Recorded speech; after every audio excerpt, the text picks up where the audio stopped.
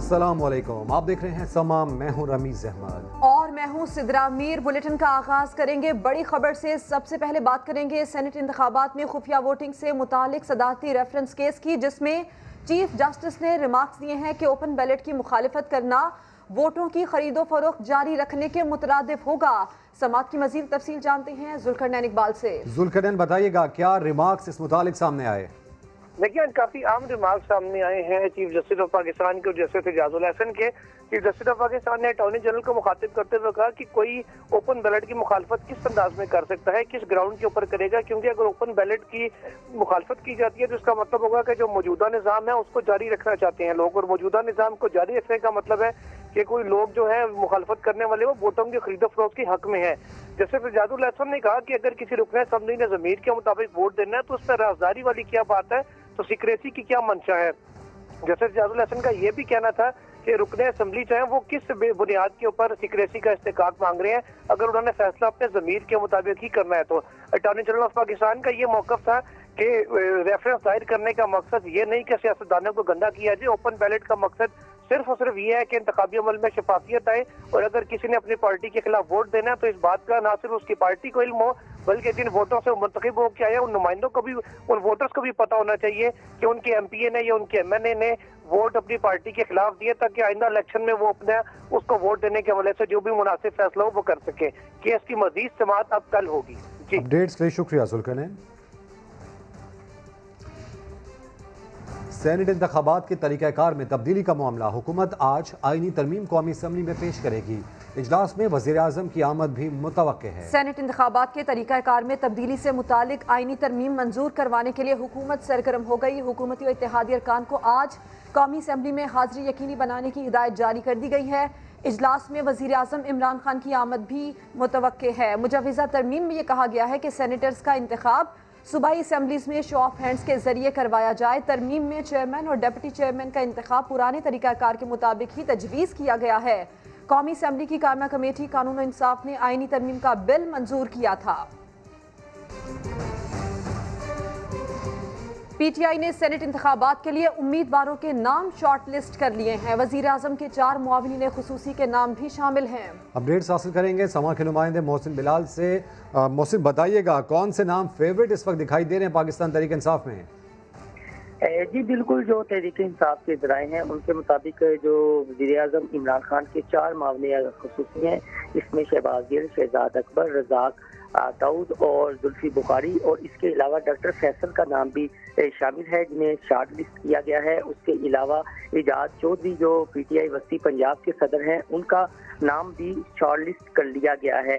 और अहम तरीन जो ज़राए ने बात बताई है, उनका ये कहना है कि जहांगीर करीम भी इस सिलसिले में मुतहर्रिक हैं, और उनके बेटे अली करीम का नाम भी बतौर सेनेटर जेरे गौर है, और अगर उनके नाम की मंजूरी दी जाती है तो उन्हें पंजाब से इलेक्शन सेनेट का लड़वाया जाएगा। जबकि काफिल की जानिब से कामिल अली आगा का नाम फाइनल किया गया है बतौर इत्तेहादी जमात, और कामिल अली आगा के नाम की ज़राए के मुताबिक वज़ीर आज़म इमरान खान मंजूरी दे चुके हैं। ताहम जो पंजाब में 7 जनरल नशिस्तें हैं, उसके हवाले से जो नाम जेरे गौर हैं उन पर आज पार्लियामानी कमेटी का फिर इजलास होने जा रहा है, और ज़राए बता रहे हैं कि इन नामों को जो है वो खत्मी शक्ल दी जाएगी। और खासा गौर व किया जा रहा है। अपडेट्स के लिए शुक्रिया मोहसिन।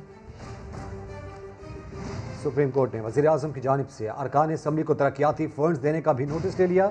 जस्टिस काजी फायज़ ईसा ने इस्तफसार किया कि क्या वज़ीर आज़म का तरक्याती फंड्स देना आइन के मुताबिक है। अटॉर्नी जनरल हुकूमत से हिदायत लेकर अदालत को आगाह करें। अगर ये फंड्स आइन और कानून के मुताबिक हैं तो ये चैप्टर खत्म कर देंगे। जी हाँ, अरकान असम्बली को तरक्याती फंड्स देने का ये मामला है, जिसमें जस्टिस काजी फायज़ ईसा ने ये सवाल किया है कि क्या वज़ीर आज़म को फंड्स देने का इख्तियार है। अटॉर्नी जनरल हुकूमत से हिदायत लेकर अदालत को आगाह करें। अगर ये फंड्स आइन और कानून के मुताबिक हुए तो ये चैप्टर खत्म कर देंगे। जस्टिस काजी फायज़ ईसा ने नोटिस अखबारी खबर पर लिया। एडवोकेट जनरल और अटॉर्नी जनरल को नोटिस जारी कर दिया गया। सुप्रीम कोर्ट ने अरकान असम्बली को तरक्याती फंड्स देने का नोटिस ले लिया है। और हुकूमत के खिलाफ अपोजिशन की तहरीक अदम एतमाद का फैसला गुमगू का शिकार है। PDM का सरबराही इजलास कल होगा। सरबराही इजलास में लॉन्ग मार्च की तारीख का ऐलान भी मुतवक्के है। अपडेट्स हासिल करेंगे समा के नुमाइंदे संजय साधवानी से। संजय, क्या इतलात सामने आ रही हैं जो इत्तेहादी इस मामले को लेकर हैं, किसी एक बात पर मुत्तफिक हो पाएंगे कल? जी बिल्कुल, जराये के मुताबिक अपोजिशन इत्तेहाद फौरी तौर पर तहरीक अदम एतमाद लाने की मुखालफत करेगा। पीपल्स पार्टी अदम एतमाद की तहरीक की तजवीज़ देगी। पीडीएम की जो लॉन्ग मार्च की तजवीज़ है उस पर फैसला किया जाएगा। ऐलान मुतवक्किल है कि जो लॉन्ग मार्च है सेनेट इलेक्शन के बाद मार्च के महीने में किया जाए। तहरीक अदम एतमाद पर भी गौर किया जाएगा, लेकिन इस ऑप्शन को सेनेट इलेक्शन के बाद के लिए इस्तेमाल करने पर जो है वो गौर होगा। पीडीएम में जो शामिल जमायतें हैं वो इस वक्त फौरी तौर पर इलेक्शन पर, सेनेट इलेक्शन पर तवज्जो देंगी। तमाम जमायतें इत्तेफाक से ये फैसला करने जा रही हैं कि इस्लामाबाद, खैबर पख्तूनख्वा, बलोचिस्तान की नशीरतों पर सीट एडजस्टमेंट की जा रही है। और पाकिस्तान पीपल्स पार्टी के क्योंकि पंजाब में कम उम्मीदवार हैं तो फिर एमपीएज हैं, तो फिर पंजाब में पीपल्स पार्टी के वोट किस जमात को दें उस पर भी सीट एडजस्टमेंट पर भी गौर होगा। तो पीडीएम की अगली लाएअमल, अगली हिकमत अमली का फैसला बिल्कुल संजय, सीट एडजस्टमेंट वाला नुक्ता ये अहम होगा। अपडेट्स के लिए शुक्रिया।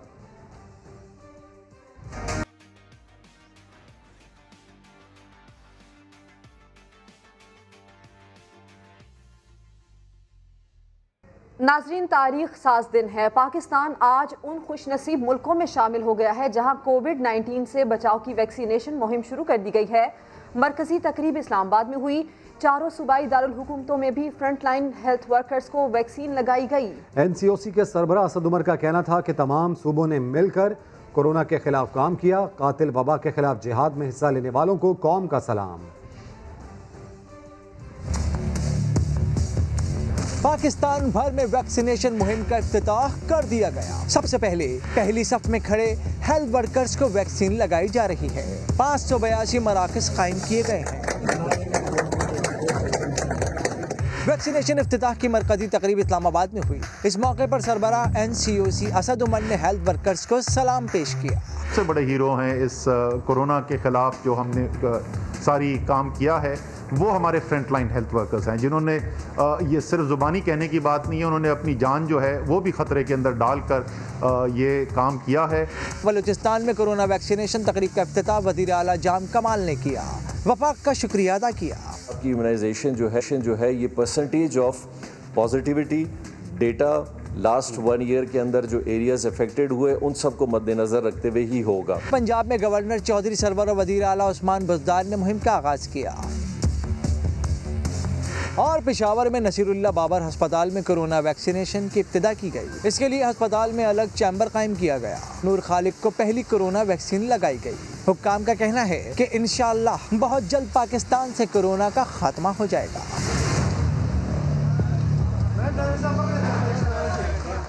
तो अगर आप कोरोना से बचाव का टीका लगवाना चाहते हैं तो बड़ा आसान इसका तरीका है, और वो ये कि हुकूमत ने 1166 नंबर दिया है जिस पर आप अपना शनाख्ती कार्ड नंबर भेजें।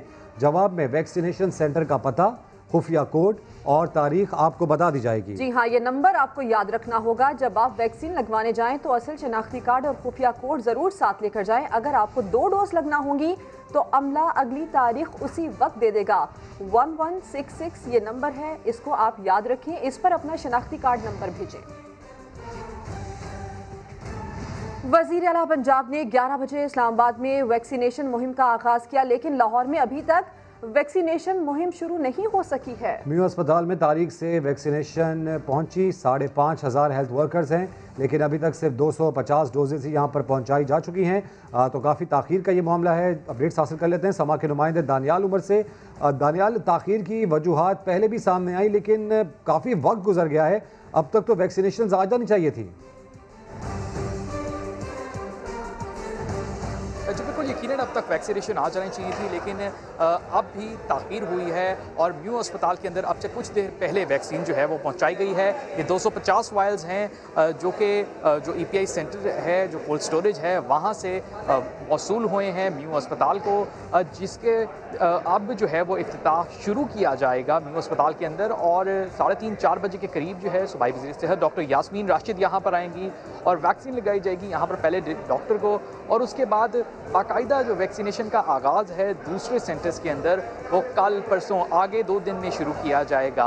ये जो वायल्स हैं ये 250 सिर्फ यहाँ पर म्यू अस्पताल के जो हेल्थ वर्कर्स हैं उनके लिए अभी प्रोवाइड की गई हैं, वो भी हंगामी तौर पे की गई हैं ताकि आज ही तमाम सूबों के साथ तमाम डिस्ट्रिक्ट के साथ जो है वो इफ्तिताही तकरीब तो एक तरह से कर दी जाए।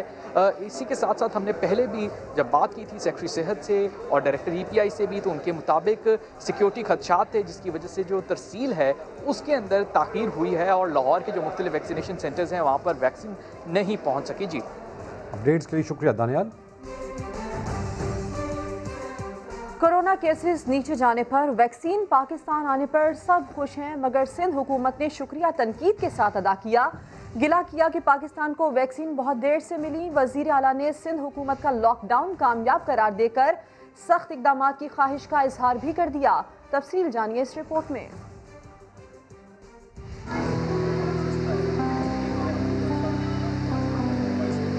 सब अच्छा हो रहा है। गुज़िश्ता 3 माह शादी हॉल्स में खुशियां रहीं, तालीमी इदारे भी खुल गए, कोरोना गिराफ 3 माह की कमतरीन सतह पर आ गया। मगर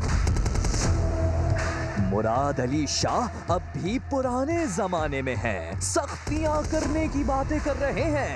मेरा ख्याल है कि जो सिंध हुकूमत के इक़दाम थे शुरू के दिनों में, कहीं और दुनिया में ऐसे इक़दाम नहीं, इसी वजह से पाकिस्तान ने बेहतर किया है काम, और अभी भी हमें कहीं कहीं वो स्ट्रिक्ट मेजर्स लेने पड़ेंगे।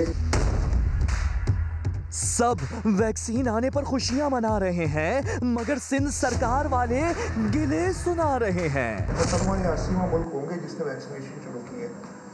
एक मुल्क जो अपने आप को न्यूक्लियर पावर कहती है मुनासिब नहीं है। सवाल उठा रहे हैं कि सबसे ज्यादा वैक्सीन मिली किसे। मैंने ये भी पूछा था कि ये जो 5 लाख डोजेज आए उसकी डिस्ट्रीब्यूशन कैसे की है, तो हमें नहीं पता। जवाब पीछे से ही आ गया।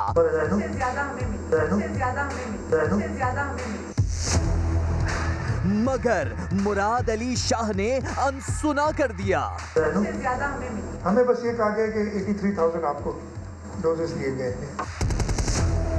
मुराद अली शाह को तो 1166 पर कॉल करने के फॉर्मूले पर भी एतराज है।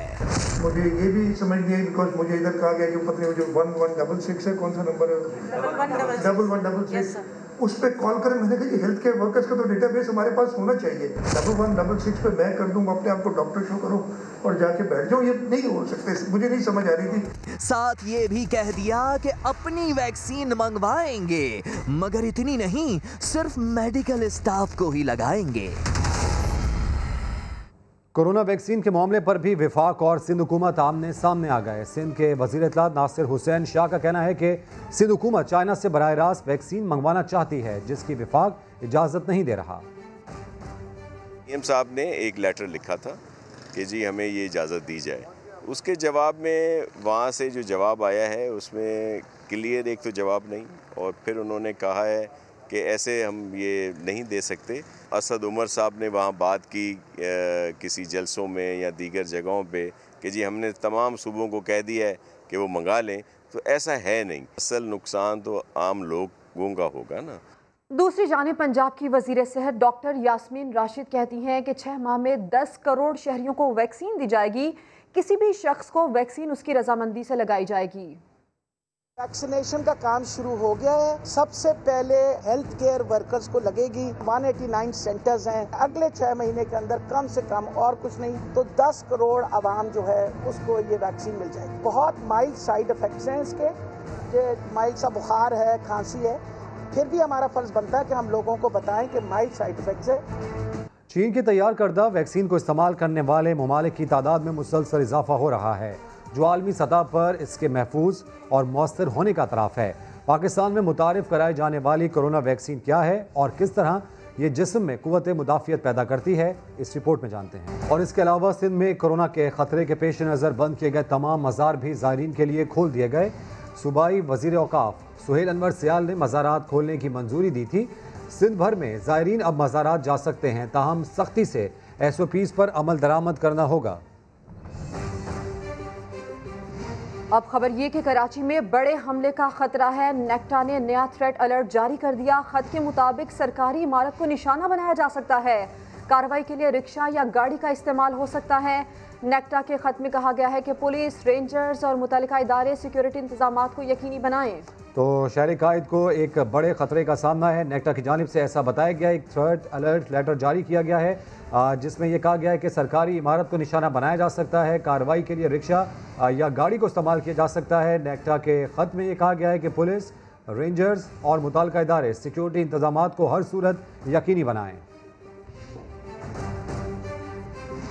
कराची के बाद लाहौर में भी सरकारी गाड़ी में कुत्ते की सैर, सरकारी गाड़ियां अफसरों के कुत्तों के लिए इस्तेमाल होने लगी। मजीद जान लेते हैं समा के नुमाइंदे मोहसिन बिलाल से। मोहसिन, मालूम हो सका कि ये किसकी गाड़ी है?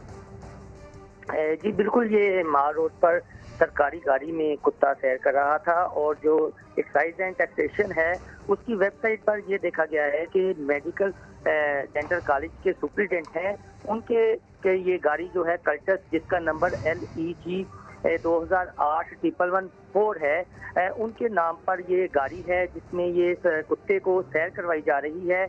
और ये लाहौर की मारूफ शाहराह है मार रोड, जिस पर ये सरकारी गाड़ी में कुत्ता जो है वो घूम रहा है और डेंटल कॉलेज के सुप्रिटेंडेंट हैं, उनके नाम पर ये सरकारी गाड़ी है। और ये कराची की तरह ही का एक प्रोटोकॉल है जो इस कुत्ते को दिया जा रहा है। ठीक है, लाहौर में भी ये देखा गया है, जिस तरह मनाजिर भी देखे जा सकते हैं समा के स्क्रीन पर कि किस तरीके से कुत्ता इस सरकारी गाड़ी में मजे कर रहा है। अपडेट्स के लिए शुक्रिया मोहसिन। होगी इंतखाबी खर्चात के लिए बैंक अकाउंट खुलवाने होंगे। ये भी वाज़ेह कर दिया गया कि अकाउंट में 15 लाख से ज्यादा रकम ना रखी जाए। तो सियासी महाज पर इस वक्त जो सबसे ज्यादा काबिल जिक्र मामला है सेनेट इलेक्शन, इसका शेड्यूल 11 फरवरी को जारी कर दिया गया है। इलेक्शन कमीशन के मुताबिक उम्मीदवारों के लिए पार्टी टिकट फराहम करना लाजमी होगा। आज़ाद उम्मीदवारों को पार्टी टिकट से आज़ादी होगी। इंतखाबी अखराजात के लिए बैंक अकाउंट खुलवाने होंगे। ये भी वाज़ेह कर दिया है कि अकाउंट में 15 लाख से ज्यादा रकम ना रखी जाए। फॉरेन फंडिंग केस में नया मोड़, नून लीग ने बैंक रिकॉर्ड PTI को देने की मुखालिफत कर दी। एहसन इकबाल ने तहरीक इंसाफ को शवाहिद सामने लाने का चैलेंज दे दिया। हुकूमती रहनुमा फारूक हबीब कहते हैं नून लीग का दामन साफ है तो डर किस बात का है। अभी तो उसामा से फंड्स लेने का एतराफ हुआ। जुल्करनैन इकबाल रिपोर्ट करेंगे। नून लीग की मुबैना फॉरेन फंडिंग का केस, इलेक्शन कमीशन की स्क्रूटनी कमेटी का एक और इजलास, पार्टी फंडिंग का रिकॉर्ड तहरीक इंसाफ को फराहम नहीं कर सकते। मतवाले रहनुमा एहसन इकबाल का 2 टोक मौकफ। वजीर आजम पर तनकीद करते हुए कहा कि अब ड्रामे और नाटक नहीं चलेंगे। PTI के फंड्स कहां से आए, जवाब देना पड़ेगा। PTI के पास कोई क्रेडिबल सबूत है तो हम PTI को एक बार फिर चैलेंज करते हैं कि उसे मीडिया के सामने पेश करें। PTI के फॉरेन फंडिंग के तमाम सबूत कौम के सामने आ चुके हैं। 18 के करीब अकाउंट ऐसे हैं जो मिसडिक्लेयर्ड हैं, छुपाए गए। नून लीग खौफजदा क्यों? बैंक रिकॉर्ड छुपाने की आखिर वजह क्या है? दरखास्त गुजार PTI रहनुमा फारूक हबीब के सवालात। बोले लीगी वकील ने खुद उसामा से फंड्स लेने का एतराफ कर लिया। इनके जो बैंकों से रिकॉर्ड आया है उस रिकॉर्ड के अंदर इनके कई अकाउंट्स निकल आए। मुंतखब अरकान ने वो चंदा अपनी वेल्थ स्टेटमेंट्स के अंदर शो नहीं किया तो उनके ऊपर भी कंसीलमेंट का केस बनेगा। इलेक्शन कमीशन के बाहर गुफ्तगू में फारूक हबीब ने मरियम नवाज की नाकाम हिकमत अमली लीगी अरकान असम्बली पर भारी पड़ने की पेश गोई कर दी। और जालसाजी के जरिए गरीबों के हक पर डाका डालने वाले 29,000 से ज्यादा गैर मुस्तहिक अफराद को बेनजीर इनकम सपोर्ट प्रोग्राम से निकाल दिया गया।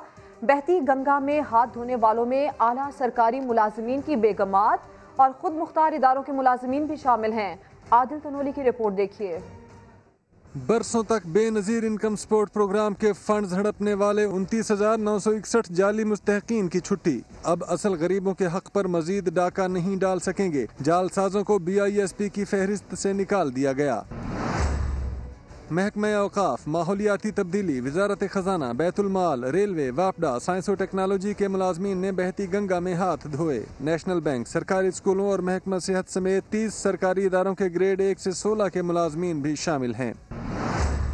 चारों सूबों और गिलगित बल्तिस्तान से ताल्लुक रखने वाले जालसाजों के खिलाफ मजीद कार्रवाई के लिए भी मुतलका महकमों को मरासला जारी कर दिया गया है। गिरफ्तार रुकने कौमी असम्बली के प्रोडक्शन ऑर्डर्स जारी करना स्पीकर असम्बली का काम है, अदालत मुदाखलत क्यों करे। इस्लामाबाद हाई कोर्ट ख्वाजा आसिफ का मामला अदालत आने पर Barham. Chairman public accounts committee को स्पीकर के साथ मिलकर ये मामला हल करने का हुक्म दे दिया।